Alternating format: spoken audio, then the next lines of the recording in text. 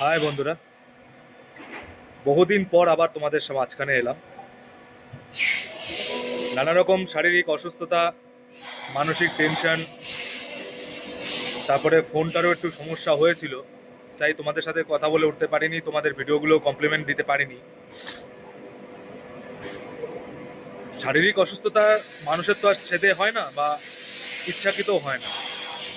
নানা রকম পারিপার্শ্বিক চাপ, মানসিক টেনশন, পারিবারিক অশান্তি, এই সমস্ত মিলেমিশেই মানুষের মানসিক শারীরিক দুটোই খারাপ হতে শুরু করে।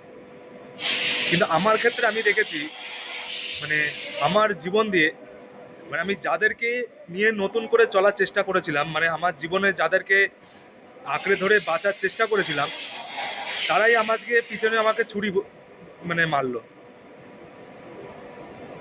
কেন জানি না তাদেরকে কোনো ক্ষতি করেছিলাম কিনা।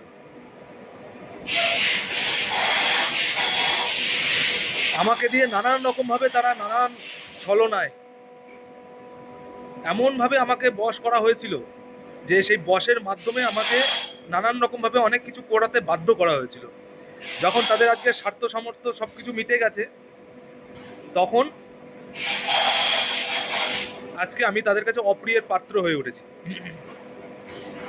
এই সমস্ত কথা যদি কেউ শোনে, হয়তো সে ভাববে যে আমি কি সত্যি বোকা ছিলাম। হ্যাঁ, আমি সত্যি বোকা ছিলাম।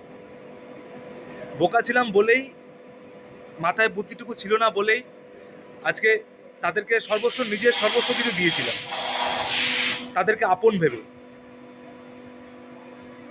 মানে এই জগতে কাউকে আপন ভাবাটাও ঠিক না।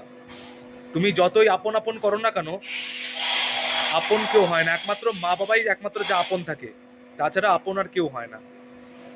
তবে আমি ভগবানের কাছে একটাই আর্জি জানাই বা দাবি করি, যারা আমাকে ঠকালো এইভাবে, উপরওয়ালা বলে একটা জিনিস আছে, যতই তারা মুখে ঘোমটা দিয়ে থাকুক আর যতই মুখে মুখোশ পরে থাকুক, উপরওয়ালা আমি হাতে আমি একটাই জিনিস ছেড়ে দিয়েছি, তাদেরকে খুব ভালো রেখো। মানে আমার অবর্তমানে বা আমার পরবর্তীতে যদি কেউ যায় কারুর কাছে বা তাদের সাথে যদি কোনো রকমভাবে লেনাদেনা করে, সেই ব্যাপারটুকু তুমি দেখে নিও। তারা ভগবানের হাতেই ছেড়ে দিলাম। আর আমি তাদেরকে একটাই কথা বলবো, আমার সাথে যেরকম ছলনা করেছি, এই ছলনাটা যেন কারুর সাথে আর যেন জীবনে করো না, কেউ করতে যেও না।